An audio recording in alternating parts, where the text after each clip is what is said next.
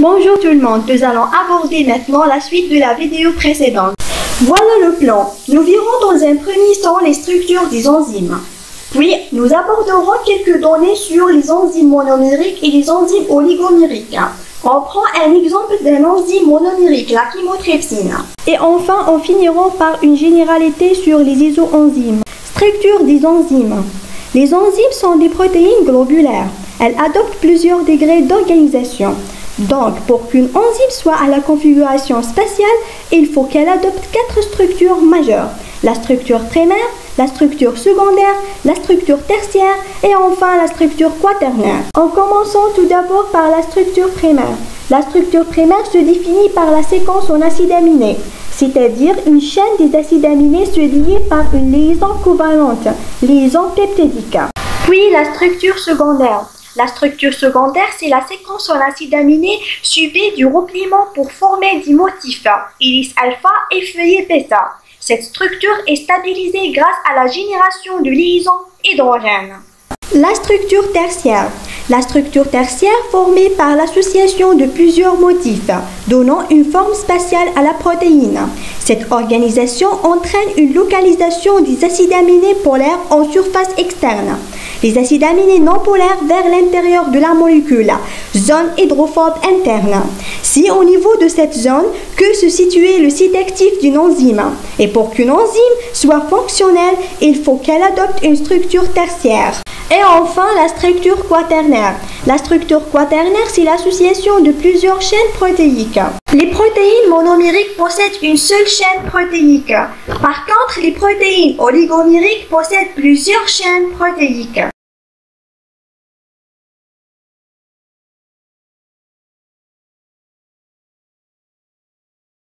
Les enzymes monomériques, ce sont des protéines globulaires qui possèdent une seule chaîne protéique appelée monomère.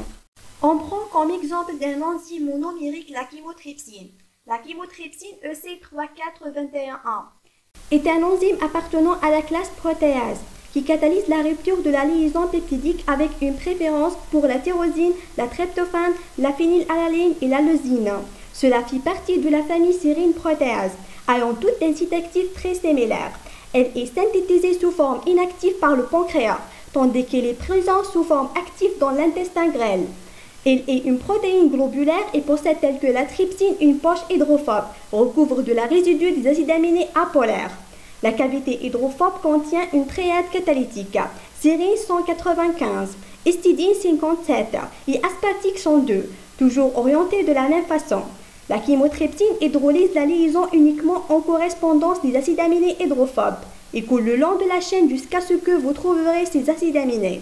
L'enzyme comptera 3 chaînes polypeptidiques, reliées entre elles par des ponts de sulfure, SS.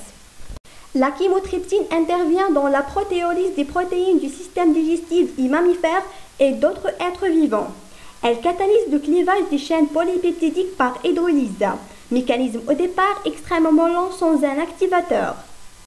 La chymotrypsine attaque les groupes carbonyles potentiellement nucléophiles impliqués dans une liaison peptidique grâce à la sérine 195, laquelle se lie à son substrat pour former un intermédiaire substrat-enzyme covalent.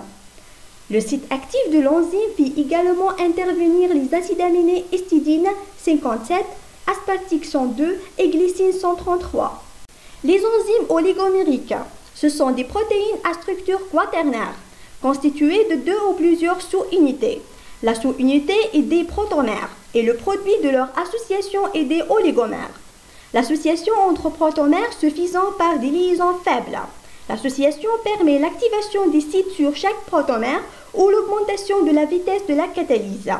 Leur rôle est généralement de régulation métabolique, enzymes allostériques. Nous allons faire la prochaine vidéo sur les enzymes allostériques. Et dernièrement, les isoenzymes.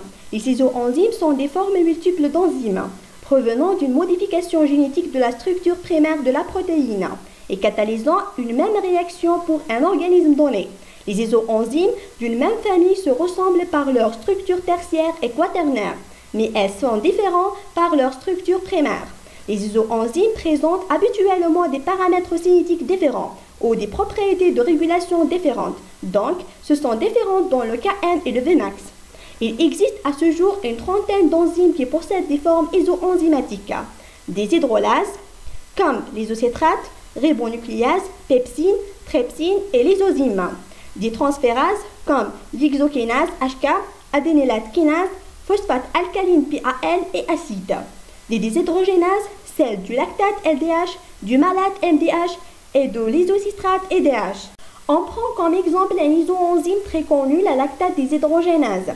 Les lactates déshydrogénases LDH sont des enzymes présentes dans une grande diversité d'organismes, aussi bien végétaux qu'animaux.